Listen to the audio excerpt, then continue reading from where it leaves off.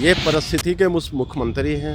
आप जिस तरह देखिए किस तरह क्राइम बढ़ता जा रहा है, एवरी डेज मर्डर, लूट और ये सारी चीज़ें हो। आप देखिए जिस तरह से अभी हमारे इंडिगो के चीफ का जो मर्डर हुआ, बताएंगे मुख्यमंत्री। जिस तरह से जदयू और बीजेपी के लोग कहते हैं कि लॉ एंड ऑर्डर है, क्या मुख्यमंत्री आंख में आंख मिला के रुपेश की 10 साल की बच्ची को बताएंगे कि ये लॉ एंड ऑर्डर है? बताएं। तो हमको नहीं लगता है कि यह सरकार अब ज़्यादा दिन चलने वाली है। अब इससे बेहतर है कि मुख्यमंत्री को रिज़ाइन दे दें और रिज़ाइन दे के चुपचाप हो जाए। नमस्कार, मैं हिमांशु कुमार, आप देख रहे हैं वीर समाचार। इस वक्त जो है बिहार की राजनीति में काफ़ी हलचल है, जिस तरीके से लगातार क्राइम बढ़ रहे हैं। और इसी बीच हमारे साथ सीतामढ़ी से जो है सुरसंड विधानसभा क्षेत्र से अबू दुजाना जी हैं, जो सिटिंग विधायक रह चुके हैं और इस बार जो है काफ़ी कम अंतर से चुनाव हार गए। बाकायदा इन्होंने केस भी दर्ज किया था। आइए इनसे कुछ बात करते हैं, क्या हुआ एक्चुअली, कहाँ पे केस हुआ और उसके बाद वर्तमान में जो है राजनीति की क्या स्थिति है। सर, सबसे पहले वेब समाचार में आपका बहुत स्वागत है। बहुत बहुत ये चैनल को मैं बहुत बहुत स्वागत करता हूँ, धन्यवाद देता हूँ। सर, क्या लग रहा है, आपने बाकायदा केस भी किया था जब तेजस्वी यादव लगातार कह रहे थे कि जो है जनता के हक को मारा गया, नीतीश कुमार कहीं ना कहीं जो गलत तरीके से सत्ता में आए हैं, तो आपने केस भी दर्ज किया था सर। तो क्या लगता है उसका कुछ परिणाम निकल कर आएगा सामने? हाँ, 100%। जिस तरह से इन्होंने अभी इलेक्शन, जबकि इलेक्शन नहीं बल्कि डिक्टेटरशिप हुआ, डेमोक्रेसी का जिसको कहते हैं, हम लोगों ने जो देश की आज़ादी दिलाई, इसीलिए कि आज़ादी मिली कि एक डेमोक्रेसी व डेमोक्रेटिक देश होगा। लेकिन ये तो अभी जो इलेक्शन 2020 का जिस तरह से हुआ, जिसको कहते हैं डिक्टेटरशिप और अफसरशाही, जो चाहा मन में किया, जिसको चाहा जिताया, जिसको चाहा हराया। हम लोग जैसे लोग जीते हुए को ज़बरदस्ती बाई फोर्सली हराया गया। हम लोगों ने कोर्ट में केस किया है। अब जुडिशियल पे हम लोगों को पूरा भरोसा है और बहुत जल्द इसका फैसला भी आएगा। जिस तरह टैबलेटिंग फॉर्मेट को चेंज कर देना, 2 किस्म की टैबलेटिंग कर देना, ये सब सारी चीज़ें एविडेंस, और इस एविडेंस के साथ कोर्ट को दिया गया। कोर्ट इसको नज़रअंदाज नहीं करेगी। कोर्ट पे यकीन है कि कुछ परिणाम निकल कर सामने आएंगे?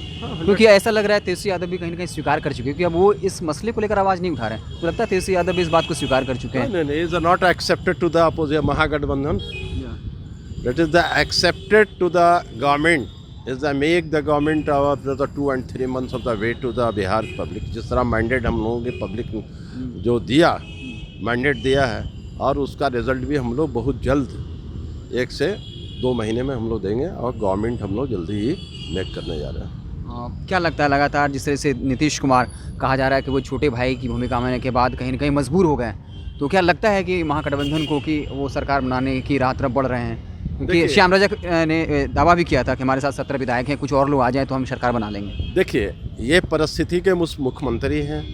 ये एक्चुअल में ये सिचुएशन क्रिएट करते हैं। अब 43 MLAs को जिस तरह से बेईमानी शैतानी करके जो जनता ने मैंडेट नहीं दिया, 43 MLA बने और उस 43 MLA से एक चीफ मिनिस्टर बना जो सबसे फेलियर चीफ मिनिस्टर, जो बिहार का जंगल राज।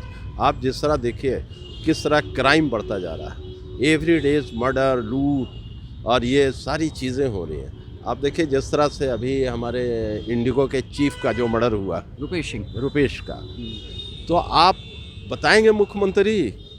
जिस तरह से जदयू और बीजेपी के लोग कहते हैं कि लॉ एंड ऑर्डर है, क्या मुख्यमंत्री आंख में आंख मिला के रुपेश की 10 साल की बच्ची को बताएंगे कि ये लॉ एंड ऑर्डर है? बताएं। क्या ये मधुबनी में जिस तरह से रेप करके आंख फोड़ दिया गया, उस बच्ची की माँ से आंख में आंख मिलाकर मुख्यमंत्री बताएंगे कि लॉ एंड ऑर्डर सही है? ये कर दें तो मैं मान लूँगा कि लॉ एंड ऑर्डर सही है। इस तरह की सरकार जो फेलियर है पूरी तरह, आज देखिए जिस तरह मीडिया पे भड़के, इससे साफ फ्रस्ट्रेशन में, जिसको कहते हैं कि एकदम ये फ्रस्ट्रेशन में आ गए हैं। अब इनसे गवर्नमेंट चलने वाली है नहीं, और ये गवर्नमेंट डिप्रेशन में जा चुके हैं। गवर्नमेंट भी डिप्रेशन में गई हुई है। गवर्नमेंट डिप्रेशन में, हाँ, मुख्यमंत्री तो है ही है, और मुख्यमंत्री के साथ साथ सारी इनकी कैबिनेट भी डिप्रेशन में है। आप देखिए जिस तरह से आज मीडियाओं के साथ जिस तरह के हरकतें की, वो चीफ मिनिस्टर इस तरह करके जिस तरह के अल्फाज इस्तेमाल किए, तो हमको नहीं लगता है कि यह सरकार अब ज़्यादा दिन चलने वाली है। अब इससे बेहतर है कि मुख्यमंत्री को रिज़ाइन दे दें और रिज़ाइन दे के चुपचाप हो जाए। अच्छा, एक सवाल और है कि नीतीश कुमार का रिश्ता जो है वो दिख रहा है कि बीजेपी के साथ अच्छा नहीं है, लेकिन फिर तेजस्वी यादव क्यों नहीं सॉफ्ट कर्नर अपना रहे हैं? कहीं ना कहीं वो भी लगातार नीतीश कुमार पर एग्रेसिव हैं। तो ऐसे में लगता है कि नीतीश कुमार अगर जाना भी चाहेंगे महागठबंधन के साथ, तो फिर कैसे जाएंगे? अगर तेजस्वी यादव वाकई में चाहते हैं कि नीतीश कुमार आ जाएं तो क्या चल रहा है, क्या चल रहा होगा तेजस्वी के दिमाग में? देखिए, बिहार की जनता क्या नीतीश कुमार पे यकीन करेगा, विश्वास करेगा? इससे पहले इन्होंने धोखा दिया, 2015 में इतना बड़ा मैंडेट मिला, तो उसमें उन्होंने जनता के, बिहार की जनता को छुरा मारा, और छुरा मार के आप सरकार में आ गए, फिर वही खाकी पैंट पे। क्या ये फिर दोबारा, क्या बिहार की जनता इनको विश्वास नहीं करेगी? हम लोग तो कतई नहीं करेंगे। इसलिए कि ये अब नीतीश कुमार को चुपचाप रिज़ाइन दे देना चाहिए। जो आज उन्होंने जिस तरह से मीडिया में बोला, हमको लगता है कि ये फुल्ली ये फेलियर हो गए हैं, एक्सेप्ट नहीं कर रहे हैं। लॉ एंड ऑर्डर से ये सारा फेलियर हो गया, और बीजेपी के कहीं ना कहीं इन पर दबाव है। और बीजेपी इनको इतना दबाव डाल दिया है कि अब माननीय मुख्यमंत्री को रिज़ाइन दे देना चाहिए। तो क्या लगता है कि वो इस्तीफा देंगे? क्या मध्यावधि चुनाव होने की संभावना है अगर इतना प्रेशर है? क्योंकि नीतीश के बारे में कहा जाता है कि वो प्रेशर लेके नहीं झेलते हैं, जिस तरीके से लगातार 15 साल से शासन करते रहे हैं, और बीजेपी जिस तरीके से दबाव बना रही है, दो उप मुख्यमंत्री जो है उनको दे करके उनके बीच में नीतीश कुमार फंसे हुए हैं, तो क्या लग रहा है मध्यावधि चुनाव होगा? देखिए, ये जिस तरह की हरकतें हो रही हैं इनके साथ, जिस तरह से अंडर प्रेशर में है, जिस तरह दबाव में है, उस दबाव का नतीजा है ना। इनको तो दे देना चाहिए। ये कुर्सी कुमार जो बने हुए हैं, कुर्सी छोड़ दें, इज्जत बच जाएगी, यही है। और कुर्सी से प्यार रखेंगे तो इनकी बेइज्जती तो जिस तरह से हो रही है और होगी। और जो कुछ नहीं लिखा हुआ किस्मत में, वो लिखा रहेगा। उससे पहले है कि रिज़ाइन देके हट जाए तो कुछ बचा रहे इनका। जो 15 साल का किया करा, सब इनका मट्टी में मिलने जा रहा है। अच्छा, अगर नीतीश कुमार राजद से जाना चाहें तो आपको क्या लगता है, आपका क्या परसेप्शन है? राजद स्वीकार करेगी? क्योंकि कहीं से सॉफ्ट कॉर्नर नहीं दिख रहा है। अरे भाई, बिलीव ही नहीं करेगा कोई विश्वास करेगा? तो एक लास्ट संभावना है कि मध्यावधि चुनाव होगा? एकदम डेफिनेटली है। चुनाव में जाएंगे हम लोग, चुनाव की तैयारी में हम लोग हैं। इससे ज़्यादा पहले कभी चुके हैं कि चुनाव के लिए तैयार रही है? एकदम ऑलरेडी हम लोग प्रिपेयर्ड है। चुनाव इस गवर्नमेंट चलने वाली नहीं है। जो बिहार की जनता ने जो मैंडेट दिया, ज़बरदस्ती इन लोगों ने सरकार बनाया। मैंडेट तो महागठबंधन को था, और महागठबंधन के एमएलएस को बाई फोर्सली 15-16 एमएलएस को हरा करके बाई फोर्सली इन्होंने सरकार में बने हुए हैं। तो वैसे ही करके तो आप देख रहे हो क्या है।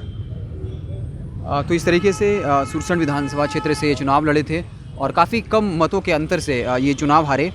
ये कह रहे हैं कि अब ये सरकार चलने वाली नहीं है, मध्यावधि चुनाव भी हो सकता है, क्योंकि नीतीश कुमार लगातार प्रेशर झेल रहे हैं। प्रेशर जो है कहीं ना कहीं बर्दाश्त नहीं कर पा रहे हैं। और मैंने पूछा कि क्या तेजस्वी यादव स्वीकार करेंगे, तो कहा कि इनकी जो है क्रेडिबिलिटी बची ही नहीं है, विश्वसनीयता बची ही नहीं है, तो मध्यावधि चुनाव ही होगा। हालांकि आपने पता होगा कि जो श्याम रजक है, उन्होंने दावा किया था कि मकर संक्रांति के बाद हम सरकार बनाने जा रहे हैं। लेकिन फिर जीतन राम मांझी ने तंज भी किया था कि जो नेता थे, बड़े नेता हैं, कहाँ हैं वो जो ये वादा कर रहे थे कि जो है अब राजद सरकार बनाएगी, जेडीयू के विधायक जो टूट करके राजद में जाएंगे। लेकिन इतना तो स्पष्ट है, नीतीश कुमार दबाव में है और कहीं ना कहीं बीजेपी का दबाव है, विपक्षी पार्टियों का दबाव तो है ही। आप बयानों से, लगातार बीजेपी के नेता के बयानों से आप इस चीज़ को महसूस कर रहे होंगे। तो इस तरीके से आप देख रहे थे वेब समाचार। अगर आपको हमारा वीडियो पसंद आया तो लाइक करें, कुछ सुझाव देना चाहते हैं तो कमेंट के जरिए बताएं, और अगर आपने हमारे चैनल को सब्सक्राइब नहीं किया तो सब्सक्राइब जरूर कर लीजिएगा। बहुत बहुत धन्यवाद।